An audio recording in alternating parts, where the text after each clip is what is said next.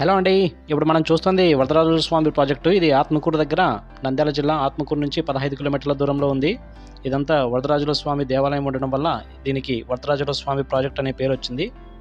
So ఒక్కసారి ఇక్కడ వాటర్లో కనుక చూసినట్టయితే మనకి మొసళ్ళు భారీగా ఉంటాయి, చాలా ఉంటాయి. చూస్తే మాత్రం గూస్ బంప్స్ పక్కా.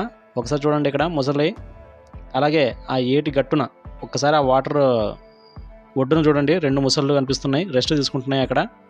అలాగే మనం పైనుంచి చూస్తే మాత్రం మొసలు తిరుగుతూనే ఉంటాయి, అదో మళ్ళీ ఒక 2. అలాగే మనం ఇక్కడ నుంచి కిందకి వెళ్ళడానికి కూడా మెట్ల మార్గం ఉంది.